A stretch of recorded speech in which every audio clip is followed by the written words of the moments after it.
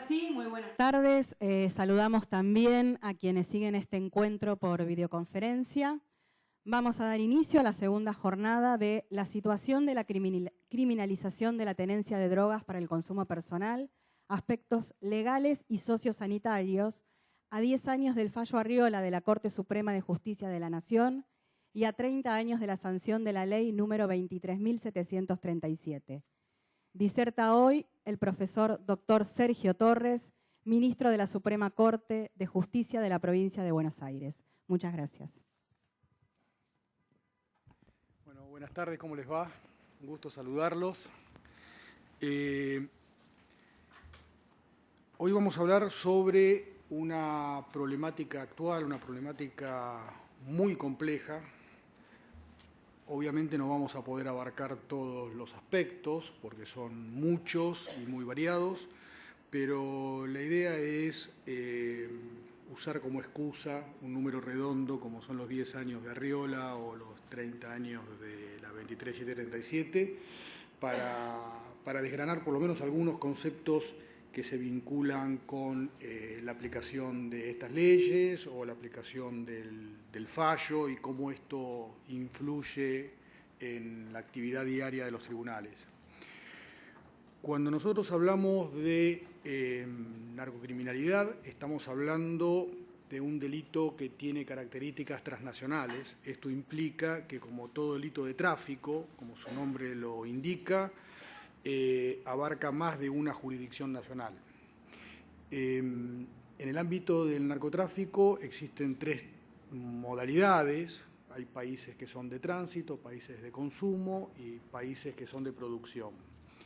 Esta división tan tajante que en algún momento entre los 70, 80 funcionó, hoy día se ha diluido, los países no son, y esto hay aceptación académica, de que en principio estas clasificaciones han ido desapareciendo, ningún país es solo una de estas cosas, la mayoría de los países son más de una de estas características.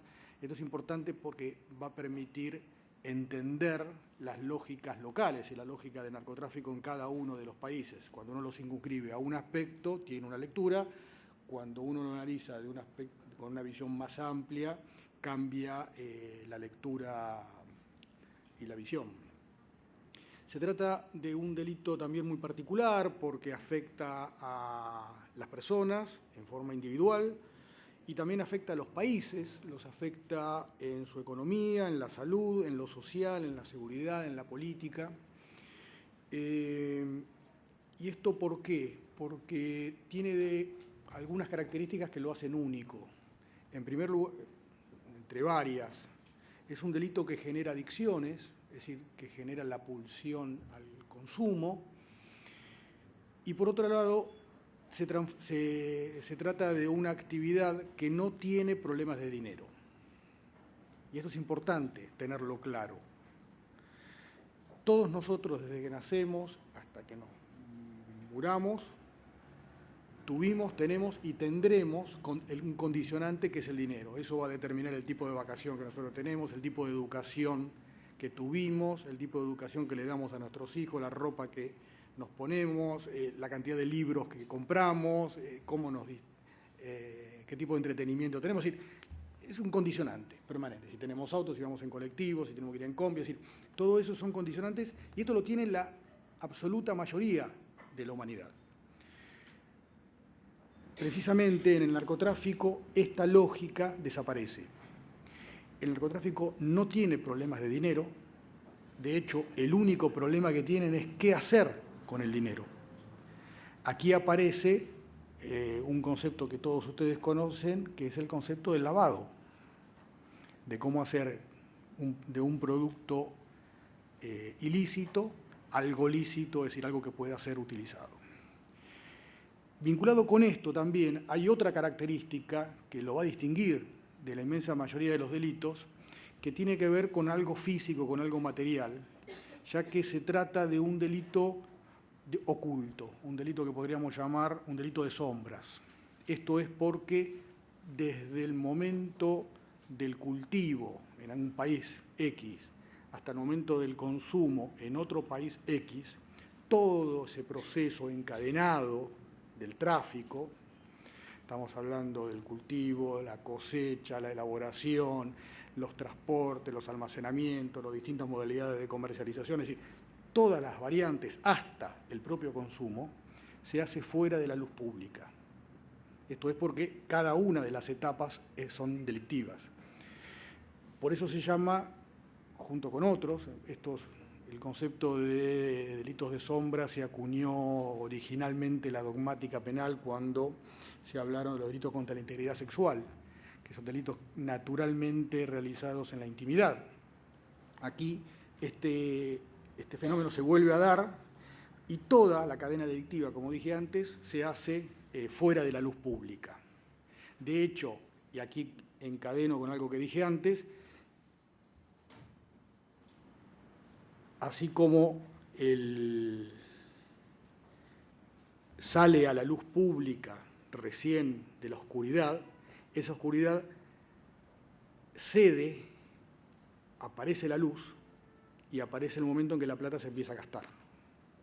Entonces, estamos hablando otra vez del lavado, es decir, el lavado surge como el momento en el que algo que está oculto, que está escondido, que está fuera de la luz pública, surge a la luz y se empiezan a comprar cosas y se empieza a usar ese dinero de objeto ilícito. Se lo trata de meter en el mercado lícito, se bancariza, se compran cosas, se invierte, etcétera, etcétera, etcétera. Y esto es importante porque va a permitir entender una de las grandes problemáticas que tiene el narcotráfico, que es la capacidad corruptora. Tiene una capacidad corruptora única porque es alguien que no tiene problemas de dinero. Esto es muy importante tenerlo claro porque va a servir para entender muchas de las cosas que pasan y muchos de los riesgos potenciales que tiene. Esto es desde la salud pública principalmente, pero además tiene eventualmente consecuencias de gravedad institucional porque la capacidad de corrupción que tiene no tiene límites. Por otra parte, hay otra complejidad que me gustaría mencionar antes de entrar en aspectos un poquito históricos, que se vincula con que se trata de un delito multidimensional en cuanto al tipo de sustancias que se hable, ¿sí? Esto es, cuando uno habla de adicciones o habla de narcotráfico como fenómeno delictivo, hay determinadas lógicas y determinadas formas de enfrentar y de entender la problemática según el tipo de sustancia o de droga de que se hable. No es lo mismo hablar de cocaína que hablar de éxtasis, de pastillas, de paco, de marihuana. Es decir, son todas problemáticas distintas que por más que en la ley figuren dentro de la misma lógica, cuando uno las abarca desde la criminología, la lectura tiene que ser multidimensional. No es lo mismo. De hecho, nosotros empezamos a trabajar, yo anteriormente de llegar aquí a la Corte, fui juez federal en Capital, y en el año 2009 comenzamos un trabajo integral sobre la problemática de narcotráfico vinculada no solamente a la oferta, sino además a la demanda. Y entre todas las cosas que hicimos, después vía el instituto con Pablo lo vamos a poner para que todos lo puedan ver. Nosotros, por ejemplo, una de las cosas que descubrimos, que teníamos un falso concepto del paco. El paco, ustedes saben que es una droga que en determinado contexto social mata. El paco no mata en sí mismo, sino que mata en determinado marco socioeconómico. Ahora nosotros históricamente entendíamos, y esto era un valor que se venía repitiendo simplemente, porque no había ningún estudio hecho en ningún lugar de Latinoamérica, era una droga de pobres, los pobres no importan, parece mucho, entonces no había un estudio farmacológico acerca de la sustancia. Y nosotros hicimos un estudio con la facultad, como decía, la Facultad de de Bioquímica de la Universidad de Buenos Aires y se determinó que el paco es una droga autónoma y no como se decía históricamente, o había un consenso en el que se trataba de un residuo, es decir, de la droga producto del residuo de elaboración de otras drogas. Esto implicaba un cambio de paradigma en la investigación y en afrontar la problemática, porque se trataba de una decisión de tipo comercial, el decidir, porque la base sigue siendo la cocaína. La diferencia tenía que ver con la sustancia, cómo se extraía el alcaloide, bueno, hay una cantidad de cuestiones técnicas. Pero es una decisión comercial de alguien que podría hacer un tipo de droga y decide hacer paco. Esto también cambió la forma de encarar las problemáticas y encarar además las investigaciones.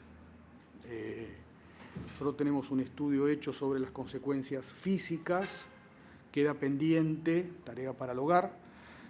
Ojalá que en breve podamos hacer sobre las consecuencias neurológicas que tiene el consumo de paco. Sí sabemos las consecuencias físicas, pero nos queda pendiente una etapa para determinar qué consecuencias neurológicas tiene, para ver qué tratamiento finalmente se le hace al caso. Un poquito de historia breve. Nosotros estamos, como dije al principio, no festejamos nada, recordando, conmemorando, mencionando números redondos, 10, 30 años, ¿sí?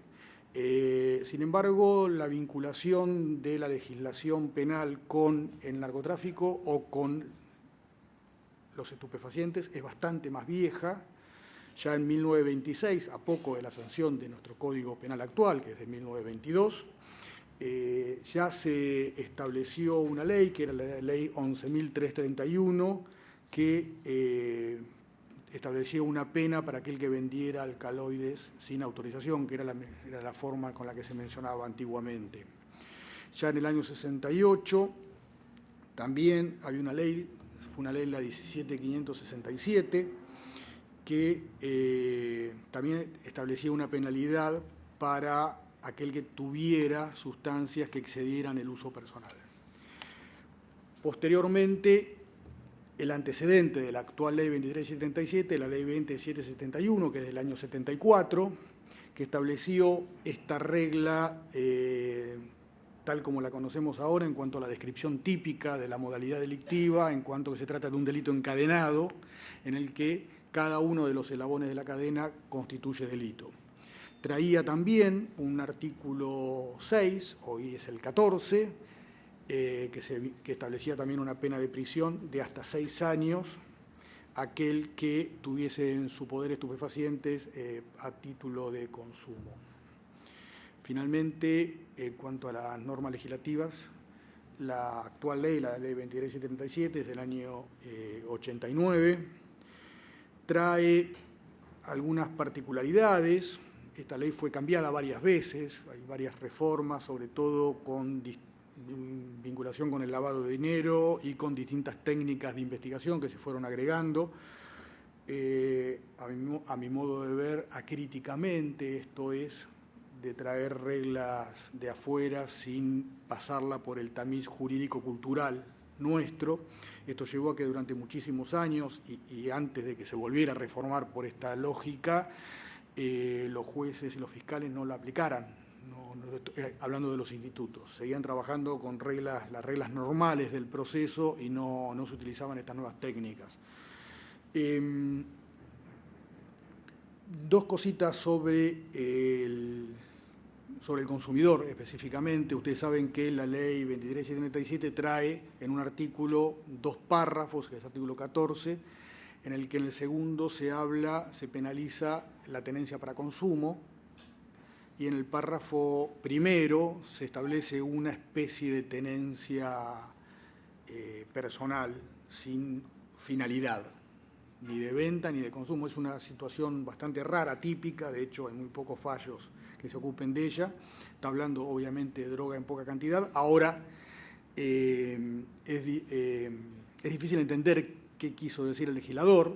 El motivo central, si van a la exposición de motivos y al debate parlamentario, es que había determinadas situaciones que quedaban fuera entonces no quedaba claro si era consumo o tenencia para consumo, si era tráfico, entonces quedaba a mitad de camino y bueno, ahí había muchos fallos que trabajaban en ese ámbito gris, entonces se creó esta figura de tipo residual, es una figura complementaria de la del segundo párrafo y las del quinto, que habla de las comodidades de tráfico.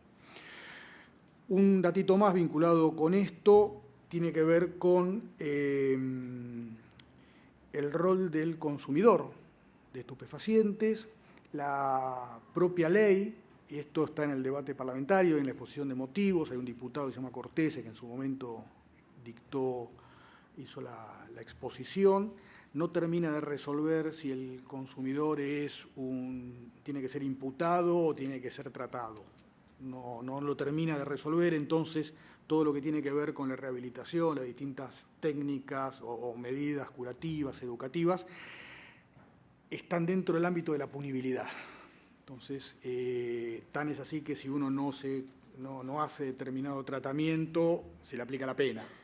Entonces, está en un ámbito que es muy complejo desde el punto de vista de la teoría de la pena, pero bueno, está así y está planteado y está reconocido por los propios legisladores en su momento cuando lo sancionaron, que este era un problema y que no habían encontrado otra forma de resolverlo más que esta. Un datito simple acerca del bien jurídico protegido.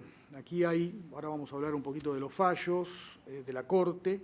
Ahora hay como dos épocas, con la sanción, hasta la sanción de la Ley 23.737, se entendía que el bien jurídico protegido, es decir, el interés penalmente tutelado de la ley, se vinculaba con la seguridad pública, es decir, que la droga era un problema de seguridad nacional y que debía ser abordado desde esa problemática. Este era principalmente el bien jurídico a proteger por parte del Estado y sus distintas agencias.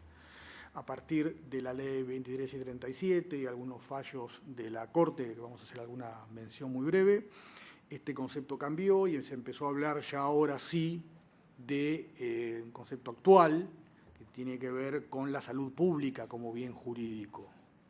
Y yo me animaría a decir la salud pública en forma indeterminada, pero también la salud individual, es decir, de cada una de las personas individualmente consideradas. Si bien se trata de un delito contra la salud, con lo cual estaría dentro de lo que se conoce como la segunda parte del Código Penal, del artículo 186, que arranca con el delito contra la seguridad pública en adelante, es decir, cuando hablamos de bienes jurídicos indeterminados o intereses difusos o colectivos. Lo cierto es que también es un bien jurídico las personas individualmente consideradas. No es solamente un bien jurídico colectivo, sino además, según mi opinión, un bien jurídico individual. Nosotros no tenemos mucho tiempo para hablar sobre algunas de las actividades que nosotros llevamos en su momento adelante. Lo dejamos, eso queda para otra charla porque es interesante acerca de qué es lo que los jueces pueden hacer en estas causas, vinculado no ya con el trabajo de la oferta, es decir, ocuparse del tráfico, ya sea en grandes cantidades o en pocas, sino qué hacer un poco más que eso. Esto tiene que ver con una discusión que la vamos a dar en otro momento también sobre el rol del juez en el proceso penal, ¿sí? Es una discusión muy interesante, hoy en estado embrionario, si se quiere, pero si el juez debe limitarse a resolver el expediente o debe aplicar y tratar de resolver las problemáticas que hay atrás del expediente. Los códigos tienen herramientas, esto forma parte de las lógicas legislativas, ahora no siempre ocurre en el ámbito cultural. ¿Sí? Esto implica un cambio cultural porque implica aplicar en definitiva las reglas que están en el código o utilizar las herramientas que están en el código.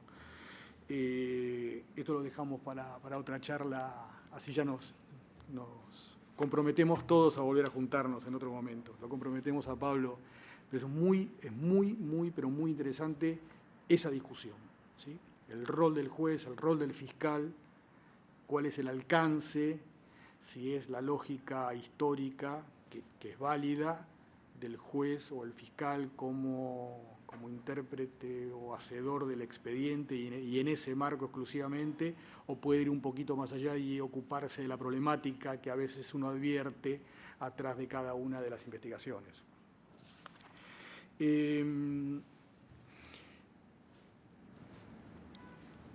Vamos a hablar un poquito sobre los distintos fallos de la Corte. Ustedes saben que Arriola es el último, pero no es el primero. Ya en el año 79 está el fallo Colavini, que fue el primero, en el que se discutió sobre la constitucionalidad o no de penalizar la tenencia de drogas para consumo. Esto es, si este artículo viola el artículo 19 de la Constitución, esto es, si viola el principio de reserva penal. Las acciones privadas de los hombres que de ningún modo ofendan la moral y el orden público están exentas de la autoridad de los magistrados. En Colavini, la Corte decide que es constitucional la penalización, y después se dictan dos fallos durante la década del 80 que se hacen simultáneamente, que son el fallo Basterrica y Capalvo. En esos dos fallos se despenaliza la tenencia de drogas para consumo, es decir, se declara la inconstitucionalidad, de la tenencia de drogas para el consumo, en el fallo Basterrica. Ahora, los jueces en el mismo día dictan otro fallo que se llama Capalvo, que tiene que ver, por minoría, en el que se mantiene la constitucionalidad de la penalización. Es decir, se despenaliza, o se declara inconstitucionalidad, la inconstitucionalidad de la tenencia de drogas para consumo por mayoría. Y la minoría lo que hace son, en otro fallo, sus propios argumentos. ¿Se entendió? Posteriormente se dicta un fallo con otra integración de la Corte que se llama Montalvo, que no es casual la regla cacofónica con Capalvo, porque es un reconocimiento que la Corte le hace, y esto está explicitado de esta forma, a Capalvo, que había sido el voto de la minoría, que en Montalvo se transforma en mayoría. Si la Corte tenía miles de fallos, buscó algo que cacofónicamente se vinculara a Capalvo, encontró Montalvo y así salió.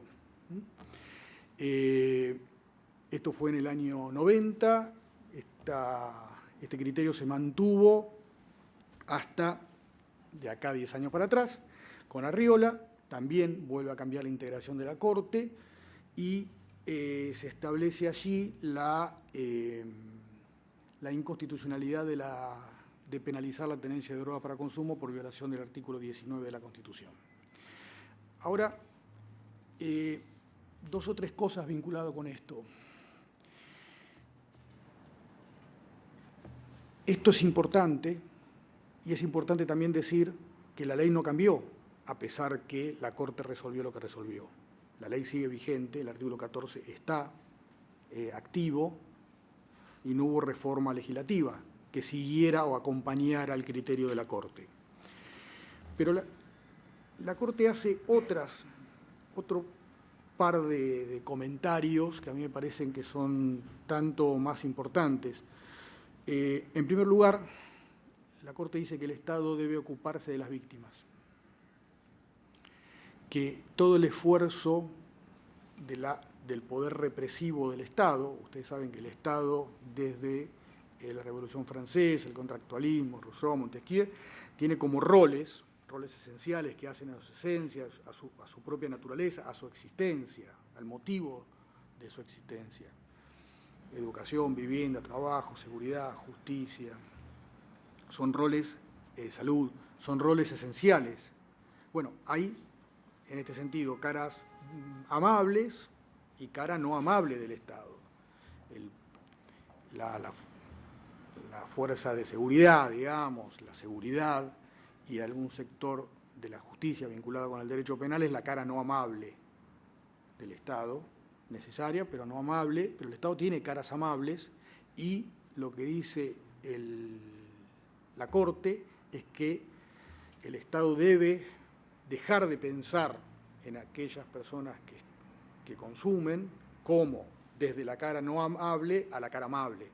Hay que ocuparnos de dar salud, justicia, vivienda, trabajo, contención. Es decir, el Estado tiene un montón de agencias que se deben ocupar de esto y todo ese esfuerzo físico y económico que se vincula a perseguir al consumidor debe girar, debe cambiar el paradigma, esta es la palabra que usa la Corte, cambiar el paradigma de las investigaciones concentrándose en el tráfico de drogas y no en el último eslabón, es decir, ir hacia atrás. Incluso llega a decir que hay que empezar a transformar a los eslabones más bajos de la cadena en testigos para empezar a subir con esta lógica eslabonaria hacia los aspectos más importantes de las organizaciones.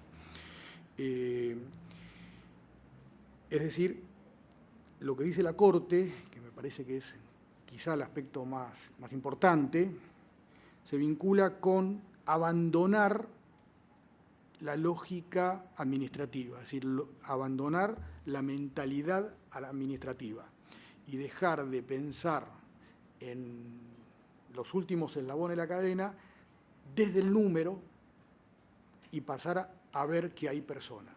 Esto lo dice la Corte, esto es clave, porque esto implica el abandono de la estadística, que es lo que justifica. Ahora vamos a hablar un poquito más adelante de alguna estadística. En este tema, las estadísticas, en el tema de narcocriminalidad, las estadísticas son muy importantes. No porque lo sean, sino porque están muy presentes. ¿Se acuerdan que yo les dije hoy que era un delito muy particular? Bueno, tiene varias trampas, hoy no tenemos tiempo de desarrollarlas, pero les digo una que se vincula con esto que estaba diciendo, en el que se nos ha hecho creer que mayor cantidad de secuestros equivale a más efectividad de la agencia de persecución. Y en realidad, más secuestros, más éxitos, no parece ser una ecuación justa, porque el problema no es ese, el problema es todo lo que no se secuestra y no se puede además dimensionar todo lo que no se secuestra. Con lo cual, el hablar de éxito como único parámetro vinculado con la cantidad de kilos que se secuestran es un planteo tramposo que tiene la propia ley. Entonces, hay como toda una lógica administrativa en la construcción del paradigma de comprensión de esta problemática. Si ustedes ven todas las propagandas, todo el tiempo cuando se habla de narcotráfico se habla de cantidades, se hablan de números. En todo momento, es de lo único que se habla. No se hablan de personas, se hablan de números. Como lo único que importa son los números. Entonces acá hay como la Corte lo que hace, ya en su momento, y estoy hablando de lo que dice la Corte, no lo digo yo, debe haber un cambio de paradigma. Esto implica además un cambio cultural en todos nosotros, de empezar a pensar la problemática. ¿Se acuerdan que yo les dije hoy que era multidimensional? Bueno, una cosa es no solamente el tema de las sustancias, debe ser el enfoque distinto según de la que estemos hablando, sino en este caso también hay como muchas dimensiones para ver, abandonando los números y entrando a analizar aspectos más humanos.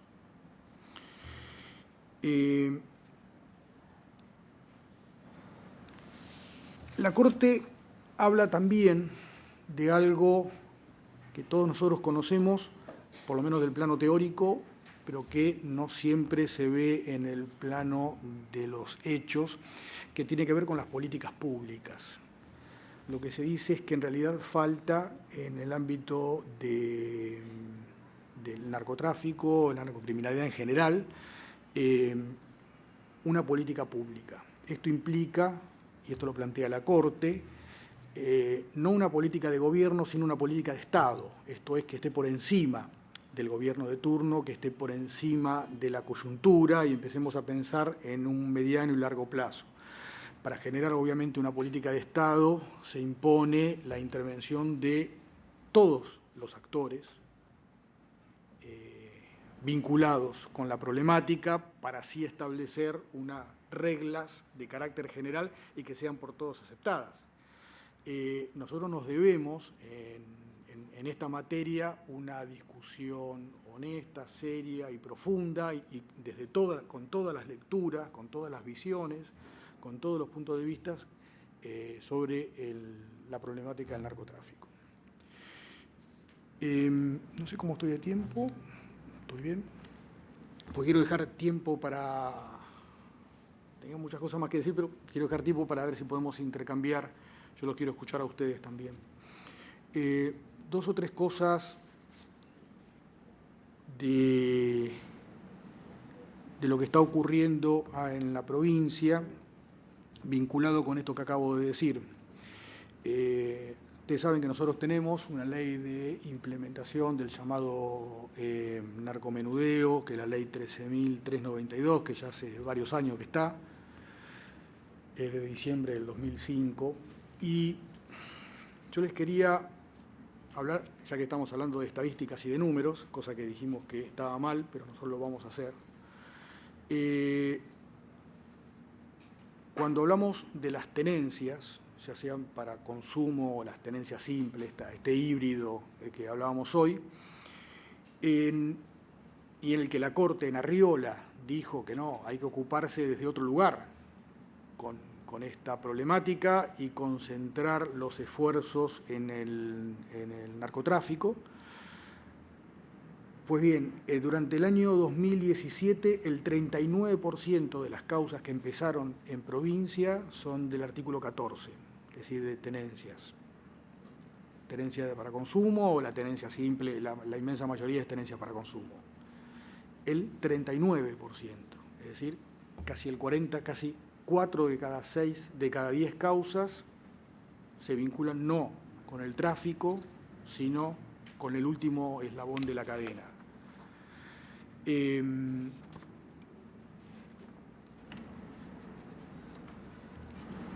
Este número se mantuvo durante el año 2018, también estamos en 40%,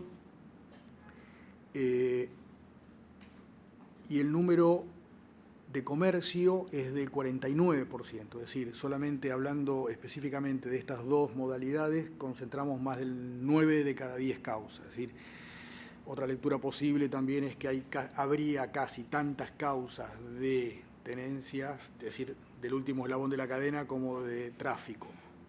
Entonces quiere decir que hay como una pérdida de enfoque vinculado con Arriola, con este reconocimiento que estamos haciendo, este recuerdo de esta ley. Ustedes saben que esta ley, que es la ley de narcomenudeo, buscó descongestionar la justicia federal y permite una mayor cercanía, estas son algunas de las ideas de la ley, de acercar las fuerzas de seguridad y los tribunales a el territorio, al lugar donde ocurrían los delitos. Esto sí se presentaba en un panorama que podía presentar la justicia provincial. En cambio, la justicia federal estaba muy concentrada en determinados lugares, en centros urbanos grandes, pero quedaban un montón de centros urbanos medianos y chicos fuera de su órbita de competencia, no de jurisdicción, pero sí de competencia física. Ahora, aquí hay una serie de problemas. Algunos de ellos ahora se están empezando ya a discutir, que se vinculan con la armonización de los 2 trabajos, porque en definitiva el trabajo de la justicia provincial se relaciona con los últimos, no con el último, sino con los últimos eslabones de la cadena, y la justicia federal se ocupa de otros eslabones hacia arriba. Ahora, hay un punto que obviamente están conectados, se trata de cadenas, entonces hay como una vinculación y en algún momento hay discusiones, contiendas de competencia, positivas y negativas, o eventuales afectaciones de investigaciones. Entonces, se impone una tarea de armonización, una mesa de armonización, y esto la ley lo prevé. Hay una ley correctiva de la ley de federalización que impone la necesidad de establecer mesas, esto es a partir de la experiencia en la aplicación de esta ley, de crear grupos y tareas de armonización interestatal, es decir, que los fiscales participen junto con los fiscales provinciales, con los jueces federales, con las fuerzas de seguridad provinciales y federales, que trabajen con la idea de armonizar las investigaciones, que se trabaje en conjunto. La ley también prevé, y esto es una reforma posterior, que ante cualquier discusión que haya sobre la competencia, la prioridad la tiene la justicia federal. Esto es porque se trata de un delito de naturaleza federal, la propia ley, la ley 23.737 lo dice.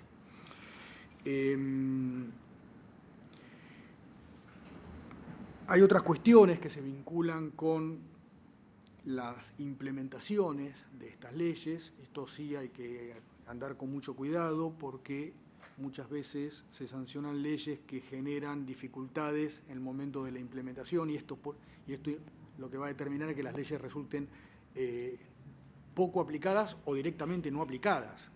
Se las empieza a ignorar, es decir, uno sigue trabajando con la lógica del tribunal, la fiscalía de todos los días y termina no dándole bolilla a las leyes.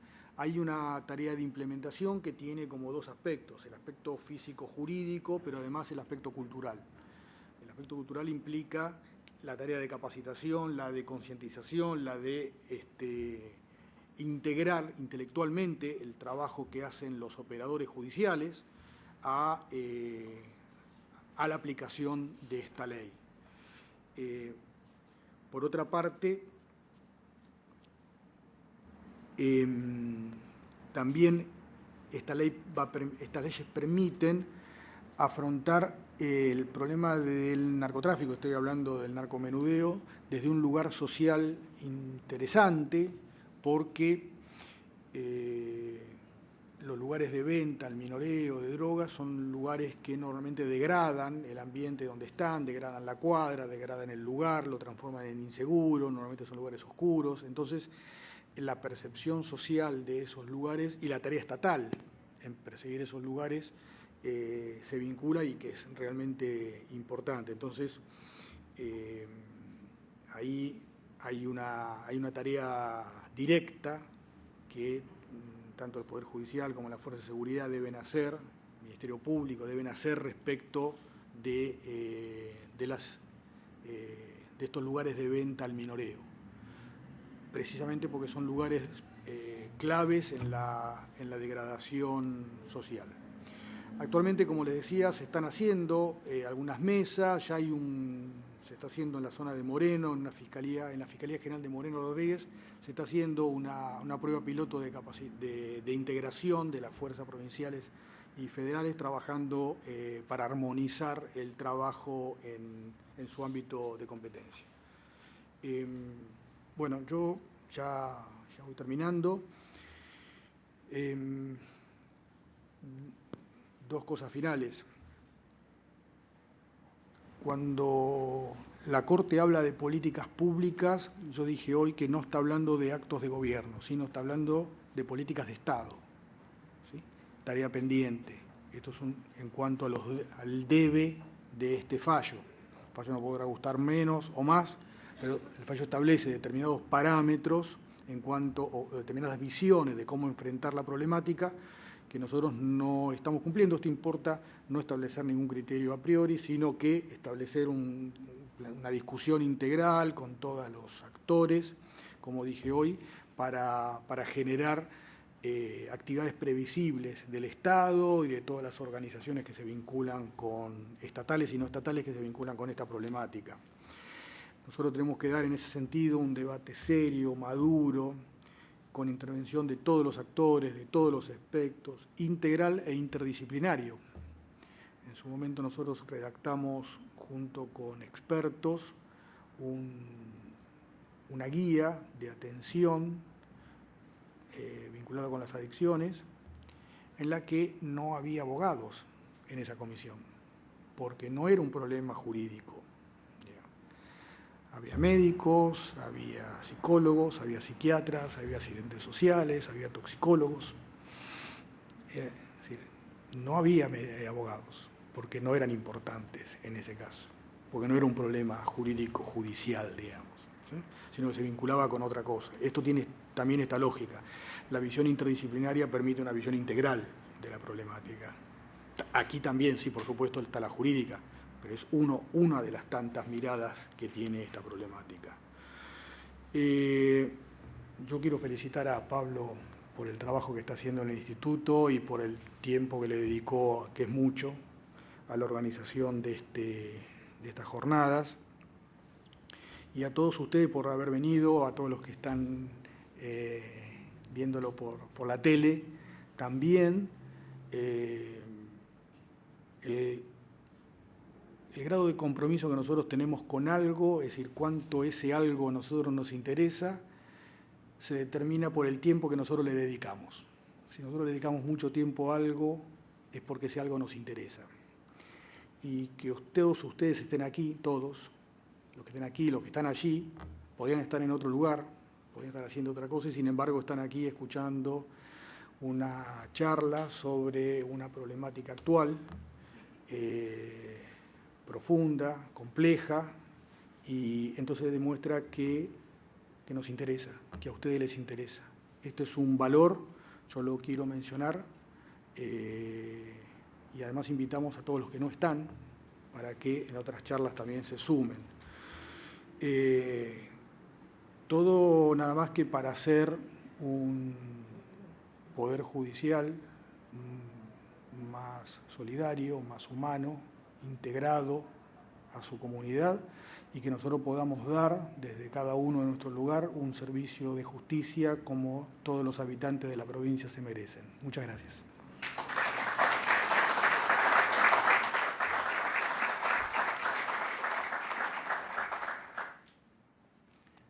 Preguntas.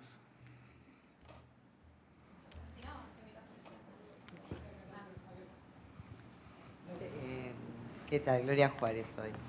Y dos cositas. Respecto a lo que habías comentado de las estadísticas, hay una estadística que considero que para esta temática es importante y es favorable, que es la estadística que llevó adelante el fiscal Delgado en el fuero federal, que él hizo varias estadísticas respecto de la criminalización de los usuarios, ¿no? Y ahí él mostraba números mucho más fuertes de los que mencionaste recién, que eran aproximadamente el 80% de los casos que eran para consumo personal y que se gastaban una tonelada de dinero, de recursos. Y él como que pulsa porque se haga la reforma del Código Penal, ¿no? Que también lo piden en el fallo de Arriola. Y la pregunta mía respecto de esto es si sabe algo respecto del avance de la reforma del Código Penal, que entiendo que estaba incluido, despenalizar el consumo personal. Claro, si nosotros tenemos un problema, y es un problema de tipo legislativo, nuestro Código Penal es del año 1922. Y yo lo digo siempre para entender además con qué estamos lidiando. En definitiva, el Código Penal y el Código Procesal son nuestras herramientas, son lo que nosotros trabajamos todos los días. Si fuésemos carpinteros, usaríamos un serrucho y un martillo.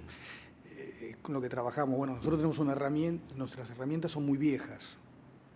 Este es del 1922, a hoy sufrió más de 900 reformas. Es un código 900 reformas en algo menos de 100 años. Esto equivale a casi una reforma por mes durante casi 100 años. Es decir, esto ha provocado, también para otras charlas, ha provocado numerosos problemas. Uno tiene que ver con la descodificación. El código ha perdido la integralidad, ha perdido la lógica de unidad que debe tener un cuerpo de leyes. Si ustedes agarran el Código Penal y háganlo en la oficina mañana y van a ver que el Código Penal como tal, el cuerpo de leyes es muy chiquito, tenemos 300 y pico de articulitos, muy chiquitito, y el grueso son leyes penales especiales o normas penales insertas en leyes comunes. Esto provoca, por supuesto, problemas de aplicación, problemas de interpretación, trae numerosas dificultades. ¿Por qué? Porque las leyes penales especiales, y la ley de drogas es una ley de estas características, resuelve en forma especial una situación especial, cuando en realidad lo que es dable esperar para poder determinar el verdadero contenido, sentido y alcance de una norma son reglas de naturaleza general que tendrían que estar todas insertas en el libro primero del Código Penal. Y esto no ocurre en realidad. El código ha quedado chiquito, porque cada vez que hubo una reforma era más fácil crear una ley especial que integrarla y armonizarla con el cuerpo principal. Así que es un tema que está pendiente, entiendo que tiene trámite parlamentario, esperamos que el debate se dé, se pueda sajar, no es el primer proyecto que se presenta, ya se han presentado varios, y que haya una discusión abierta con todos los intervinientes para ver finalmente cuál es el código que nuestros legisladores entienden que es el mejor para nuestro país. En realidad, otra pregunta. No, vinculado con lo que había manifestado la compañera antes y con lo que usted manifestó, ante las sentencias de este tipo, exhortativas de la Corte de Nación, como pasó con Berbisky o Fall, a mí lo que siempre me impacta es la falta, o si esto no generaría una falta de legitimidad democrática de la Corte de Nación cuando dicta un precedente jurisprudencial, o con Mendoza, también con Riachuelo, digo, cuando dispone ese tipo al ser una sentencia exhortativa, ¿no?, que se cuestiona la legitimidad de la Corte en este constitucionalismo dialógico, si no queda relegada o puesta ante la discusión esa legitimidad democrática de la Corte, cuando después de 10 años la legislatura no se hace eco de esto, como tampoco pasó con el aborto y distintas temáticas. Y después, por otro lado, con relación, no tiene vinculación con la tenencia directamente, pero sí con la ley de estupefacientes, una de las últimas reformas que tiene que ver con la multa. La determinación de la multa en el concepto de unidades fijas, más allá del debate constitucional, si es legítimo en cuanto al principio de legalidad, la delegación del valor en el formulario de los precursores químicos, y la incidencia que tiene, porque lo que usted hablaba, el alto grado de vulnerabilidad de las personas que habitualmente cometen esta clase de delitos, cuando actualmente el mínimo de la pena de multa, prevista por ejemplo para el delito que mayormente aplicamos en la provincia de Buenos Aires, que es el 5 inciso C, prevé hoy en día un mínimo de 162.000 pesos.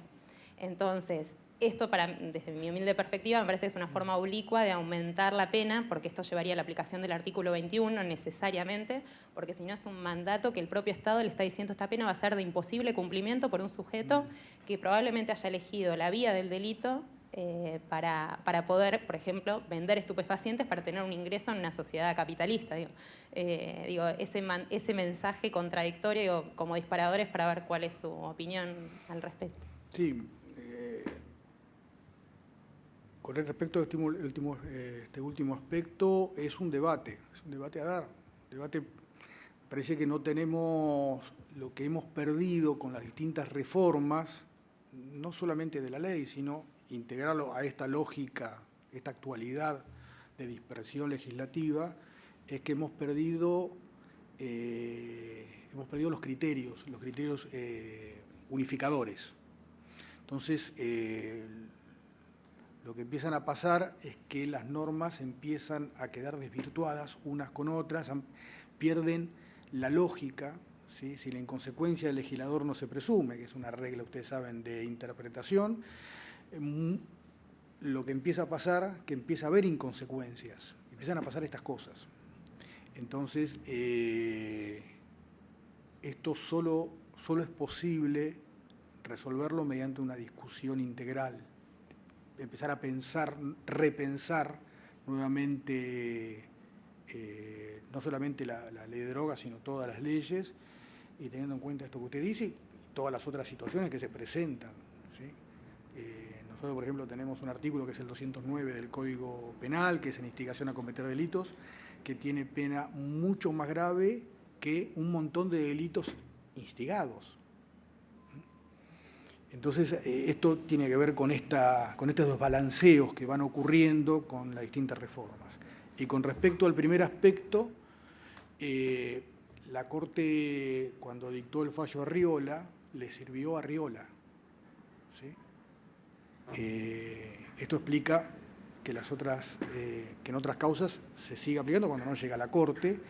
Los fallos de la Corte no tienen obligatoriedad jurídica, sí la tienen moral, pero lo cierto es que en la ley sigue estando y se siguen aplicando y sigue habiendo causas con estos números.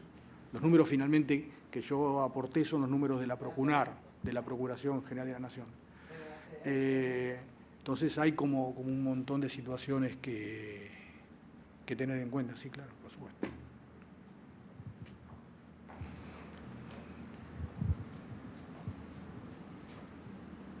Y encadenando con lo que dice la compañera, pero yendo para otro lado también, hablando sobre el bien jurídico tutelado que cambió ahora, que es la salud. Hoy, con el tema del cannabis medicinal, es donde está teniendo como más encontronazos, ¿no?, respecto del bien jurídico tutelado, que es la salud. Hablo para documentar respecto de los amparos de las madres, ¿no?, que están haciendo medicina para sus chicos. Y esto del bien jurídico tutelado que sea la salud, entiendo que por el tema del consumo, hablo del cannabis en particular, ¿no?, que es el cannabis medicinal, estaría como en contradicción, ¿no es cierto? Por lo menos en los fallos que estuve estudiando de los amparos de las madres y sobre el tema del consumo personal. Sí, hay ¿no? fallos no hablo de comercialización. Sí, hay fallos en distintos sentidos, hay fallos, algunos haciendo lugar y otros no. Hay una discusión, para aquel que no está mucho en tema, que tiene que ver con el alcance científico que tiene el cannabis, a contrario de lo que dicen las madres, que efectivamente tiene un resultado positivo para la salud de sus hijos. Yo le digo algo que dije al principio, me parece que la salud pública no es el único bien jurídico, sino que la salud pública contiene un montón de saludes individuales. Es decir, la salud pública en este caso no es un bien jurídico difuso o colectivo, que lo es, pero también está lleno, digamos, de un montón de bienes jurídicos individuales, de salud individual. No es solamente un bien colectivo, como podría ser la seguridad pública, sino que está lleno, por la particularidad de este delito, de un montón de saludes individuales. Que serían estos casos, ¿no es cierto?, que es individual de estas personas. No están afectando al colectivo, digo, claro, ¿no? Tiene que ver con las personas en forma individualmente consideradas.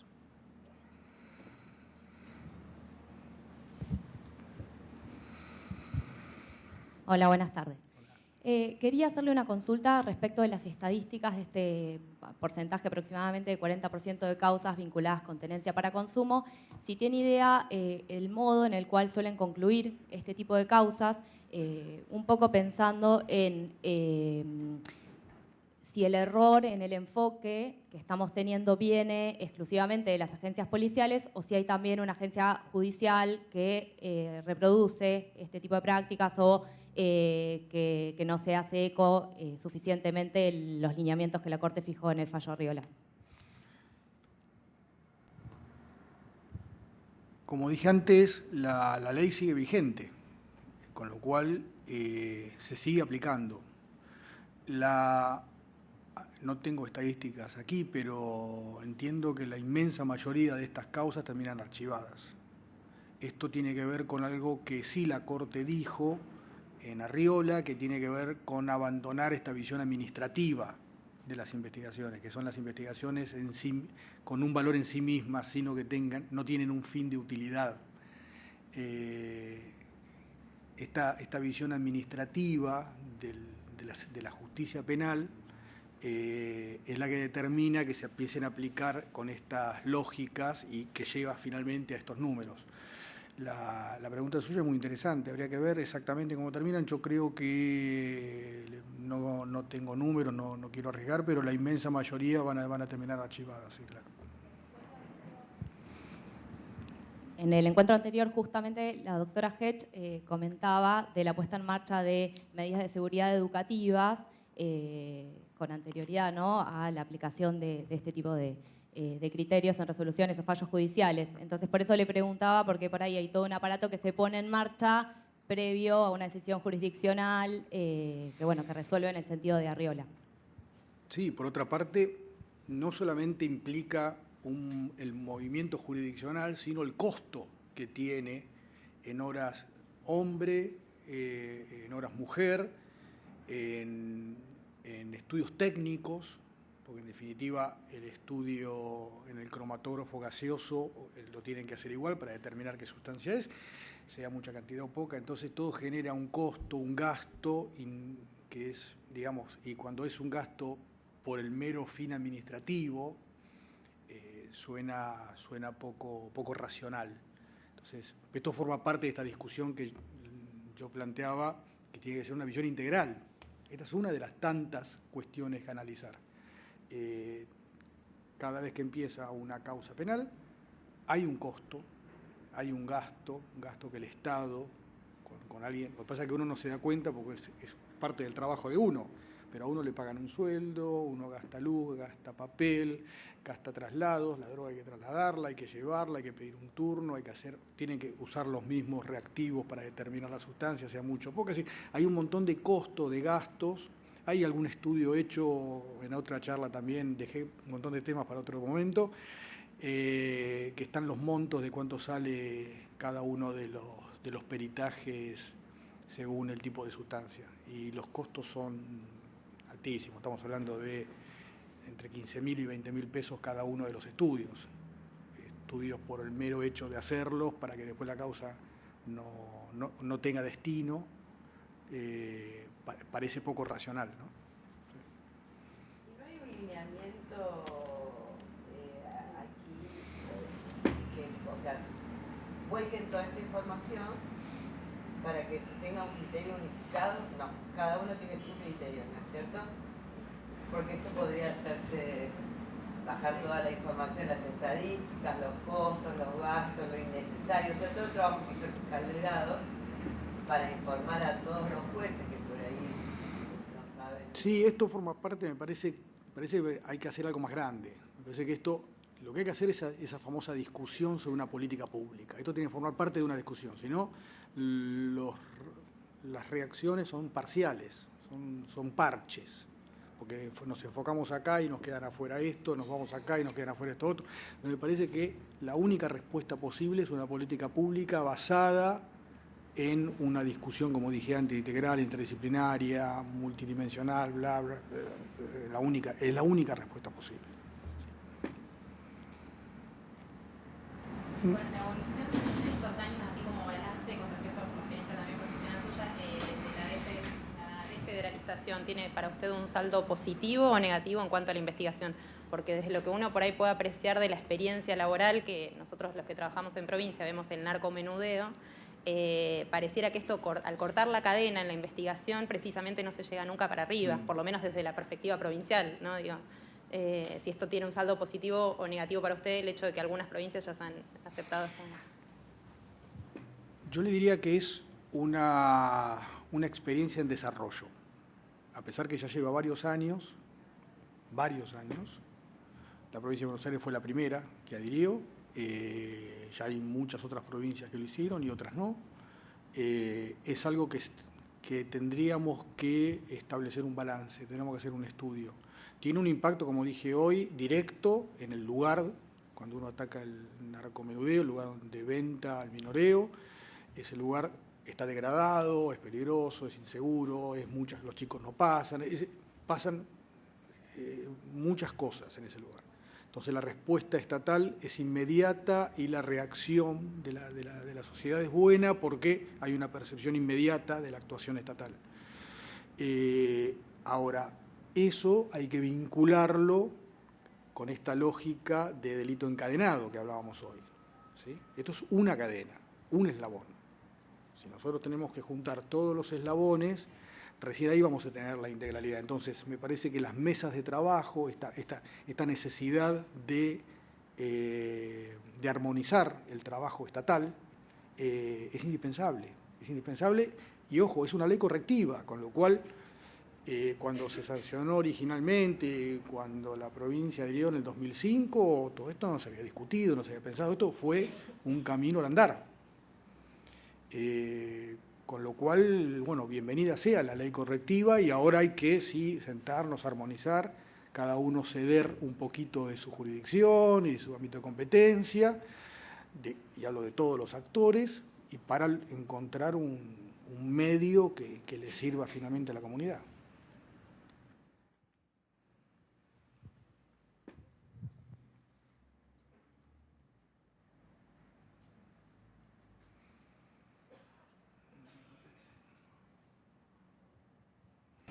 Yo tengo una pregunta. Entendemos que hoy por hoy, cuando es tenencia para consumo personal, en una investigación se debería archivar. O sea que no tiene sentido poner una puesta en marcha de un procedimiento que va a terminar prácticamente en nada. ¿Cómo sabemos el límite de tenencia personal a tenencia simple? O sea, ¿hay un lineamiento de cuándo pasaría? Sé que no establece la ley nada y es muy difícil a veces determinar eso cuando estamos en el caso concreto. La tenencia simple, como dije hoy, es un delito residual. Es decir, si no es tenencia para consumo y no es tenencia con fines de comercialización, por decirlo de alguna forma, bueno, será simple porque uno no sabe dónde encajarla, digamos, pero es porque es residual, ¿sí? No hay un parámetro, no lo hay. Hay algunos estudios que intentan hablar de gramo, de cantidad, pero no hay un número que uno pueda decir. Lo que la jurisprudencia ha dicho, y hoy podemos decir que es criterio bastante mayoritario, tiene que ver con las reglas del caso. Y sé que no se lo estoy resolviendo el problema, pero tiene que ver con la situación, con lo casuístico, digamos. Tiene que ver con la cantidad, tiene que ver con la forma en que se encuentra, tiene que ver si hay sustancias de corte, sustancias de comercialización, dinero, no sé, hay un montón de ver el caso concreto, hay que mirar, yo sé que no lo estoy resolviendo, sí, pero, es que en el día a día sí es difícil. Es muy difícil establecer un parámetro.